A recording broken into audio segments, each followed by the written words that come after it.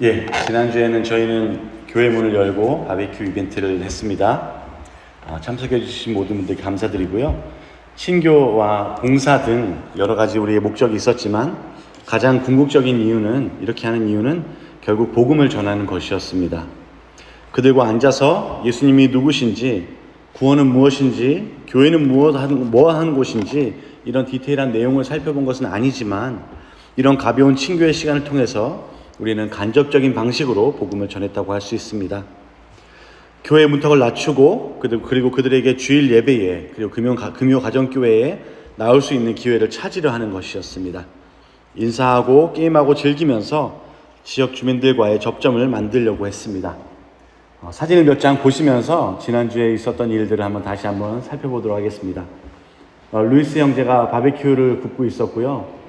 루이스하고 케냐 그 부부가 이번에 전체적인 음식 정도를 잘 담당해가지고 깔끔하게 잘 진행을 했던 것 같습니다. 그리고 이제 그 킴슨의 형인 마크 마솔라입니다. 그 어머니 베스가 저희 교회의 멤버가 됐고요. 그 다음에 계속해서 이 아들을 위해서 기도하고 있는데 이런 이벤트마다 그래도 빠지지 않고 참석하려고 하고, 저희 가정교회는 특별히 보라색 옷을 입기로 했는데 이렇게 보라색 색깔이 들어간 걸 찾아서 입고 왔더라고요. 그래서 역시 여기는 그 베스 마솔라의 브라더인 로라 그러는데 저기도 교회 멤버는 아닌데 보라색 옷을 입고 와서 역시 그 아줌마 파워가, 그러니까 베스 마솔라가 막 밀어붙인 거거든요. 아줌마 파워가 엄청나다는 걸 느꼈습니다. 그 다음에 제네시스와 케냐 자매가 음식 쪽을 이렇게 담당하고 있는 것이고요. 그 다음에 저희 그 멤버가 된 베로니카의 아들 잔드리가 또 포즈를 취하고 있습니다. 애슐리 캔달라리오하고 케일라, 저기 마크의 약혼, 이제 곧 결혼할 사이입니다. 함께 시간을 보내고 있습니다. 그 다음에 여기 그 케일라의 동생, 남동생이 참여를 하고 있고요. 저희 낯선 아이들이 있네요. 누구죠? 그렇습니다. 킴슨과 저희 멤버인 데리, 저 뒤에 베스 마솔라 이렇게 나오고 있습니다. 케일라가 이번에 아직 멤버가 안 됐는데요. 아주 탤런트가 많은 자매예요. 페이스 페인팅 같은 거를 전문적으로 하고 이벤트 같은 경우도 자기가 실제로 프로페셔널하게 하는 친구입니다. 낯익은 분이 계시네요. 저기 한국 분이신 것 같은데 선글라스를 빡세게 끼시고. 자, 여기는 이제 그 헬렌의 아버지고요. 케일라의 아버지입니다.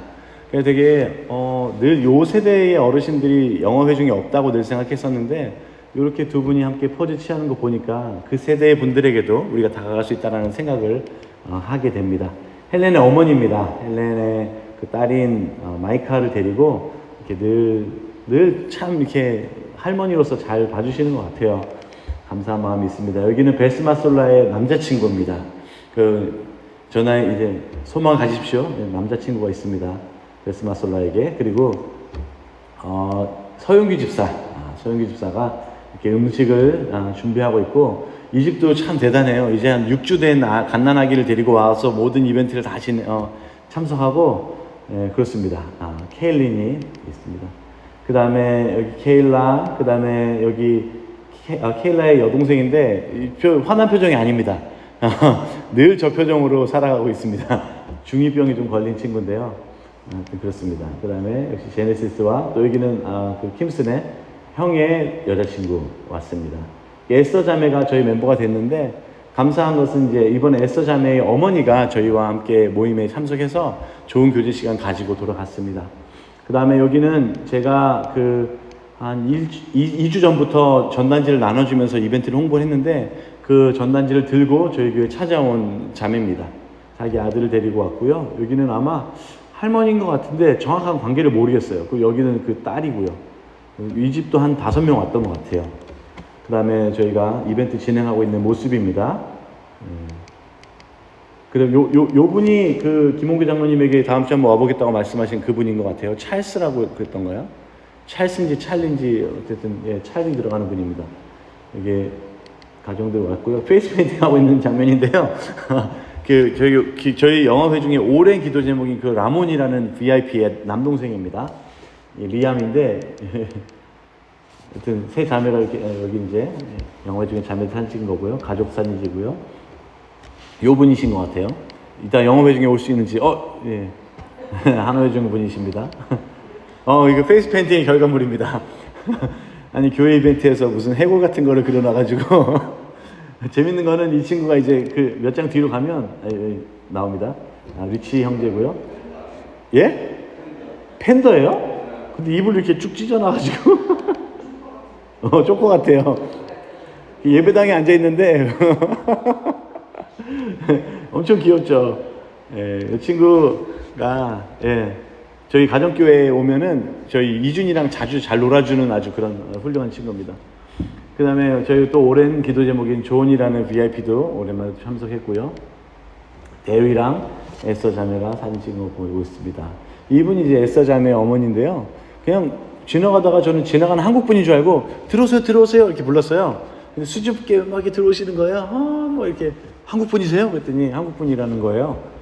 저는 이제 안면 인식 장애가 좀 있거든요. 사람을 잘 못 알아봐요. 제가 와이프가 딱 보더니 에스더 어머니 아니시냐고. 근데 그게 맞더라고요. 즐거운 시간 교제를 가지고 갔습니다.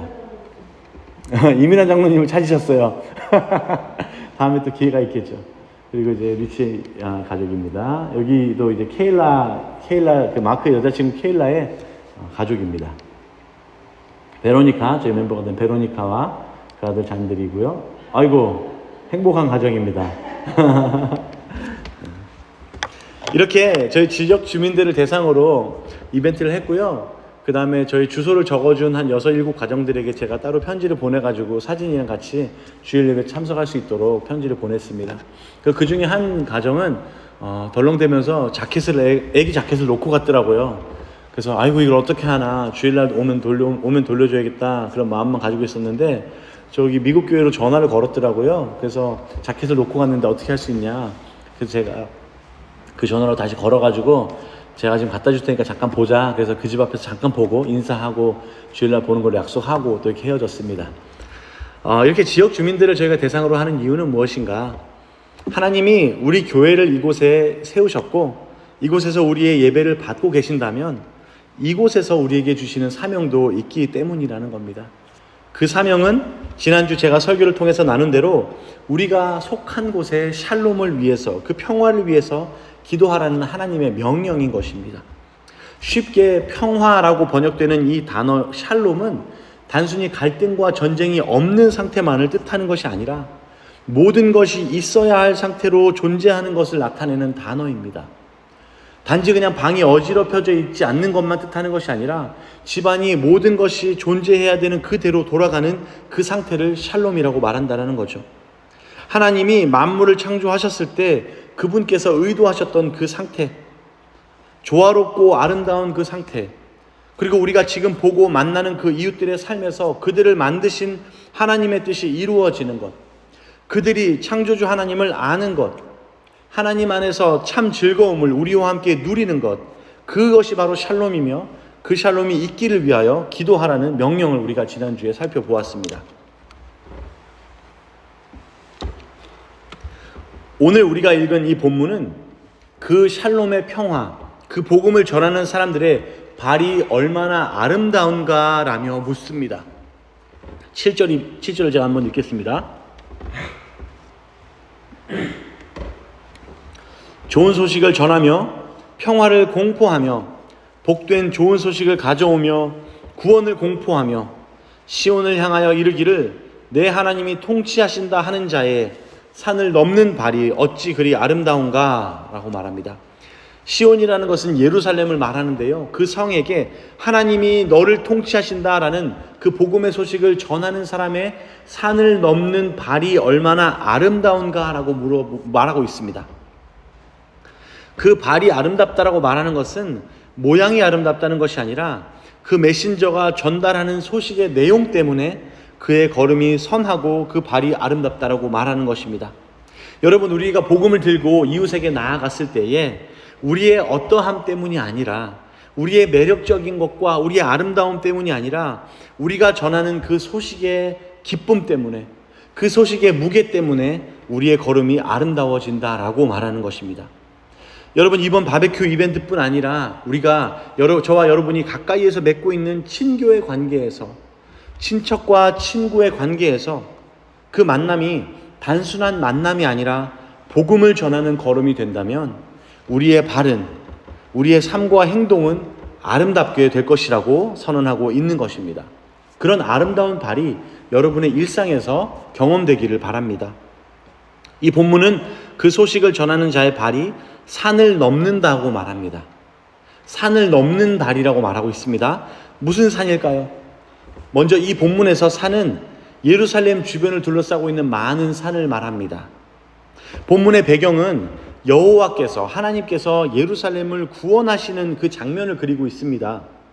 하나님이 택하셨던 성 예루살렘이지만 백성의 불순종으로 말미암아 바벨론의 침공을 받아 무너지고 파괴되었습니다. 이제는 아무도 살지 않는 그 성이 되었다라는 겁니다. 그런 그 성에 이제 하나님이 구원하신다, 하나님이 통치하신다라는 좋은 소식이 들리는 것이고, 그 평화의 좋은 소식을 전하는 자의 발을 아름답다라고 말하는 것입니다. 그러니 그 소식을 예루살렘에 가져오는 그 전하는 자는 산을 넘게 된다라는 거죠. 그 성으로 소식을 가져올 때는 여러 산을 넘어야 된다라는 겁니다. 우리 여러분들 산책 되게 좋아하시고 산행을 굉장히 좋아하시는 걸로 제가 알고 있는데, 단순히 산책하는 정도가 아니라 높은 산을, 게다가 도로도 제대로 되어 있지 않은 산을 넘는다는 것은 여가나 즐거운 일이 아니라 힘든 노동일 것입니다. 마찬가지로 아름다운 소식을 전할 때 그 산을 넘어야 한다는 것은 우리가 전하는 그 복음의 길이 쉬운 산책로라든지 포장된 직선길이 아니라는 말입니다. 복음을 전할 때 우리는 이런 경험을 자주 합니다. 복음을 전하는 것까지 갈 것도 없이 가정교회나 주일 예배에 초청하는 것조차도 쉽지 않은 일인 것을 우리는 알고 있습니다.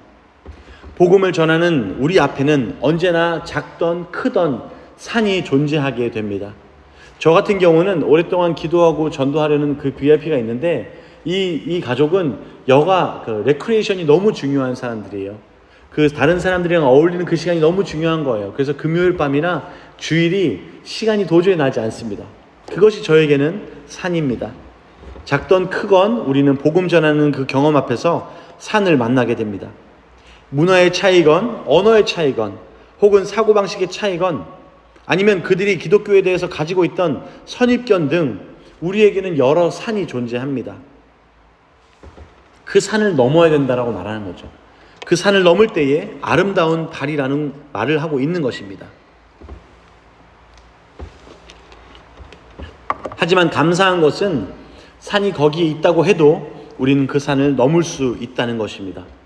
아름다운 소식, 좋은 소식, 평화의 소식을 가지고 있는 사람은 그 산을 넘어갈 수 있을 뿐 아니라 넘어가야 한다라고 말하고 있습니다. 그들이 복음을 거부하고 저항하고 막을지라도, 그들의 마음에 준비가 되어 있지 않더라도 복음은 그 산을 넘어가게 우리를 만들어줄 것입니다. 그럴 때에 우리 발이 아름다워진다는 거죠. 자, 본문이 이 망해버린 예루살렘 성을 배경으로 하고 있다고 말씀드렸습니다. 그러면 좋은 소식을 전하는 한 사람을 상상해 보십시오. 산을 넘어서 그 좋은 소식을 가지고 예루살렘을 향하고 있습니다. 그런데 본문을 자세히 읽어보면 한 주체가, 한 인물이 더 등장합니다. 산을 넘어 복음을 전하는 자뿐 아니라, 즉 메신저뿐 아니라 그 산 너머에서, 그 파괴된 성에서 바라보고 있는 파수꾼이 존재하는 겁니다. 자, 이 그림을 한번 보시면 좋겠는데요. 그림이 갈수록 좀 더 유치해지고 그렇죠? 그림을 단순하게 그리는 이유는 간단합니다. 기억에 남아야 돼요.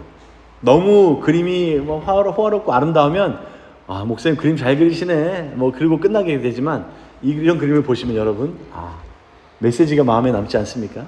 산이 있고요. 그 산을 넘어서 복음을 전하는 자의 발이 저렇게 아름답습니다.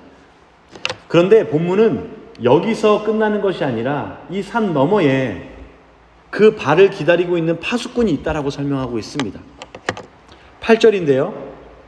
내 파수꾼들의 소리로다. 그들이 소리를 높여 일제히 노래하니 이는 여호와께서 시온으로 돌아오실 때에 그들의 눈이 마주 보리로다. 그 눈이 그 산 너머를 보고 있으면서 간절히 구원을 기다리고 있다라는 거예요. 우리는 흔히 복음 전하는 사람의 그 노력을 높이고 격려하기 위해서 복음 들고 산을 넘는 자들의 발이 얼마나 아름다운가 하고 이 본문을 끝내고 말지만 이 본문은 파수꾼도 설명하고 있다라는 거예요.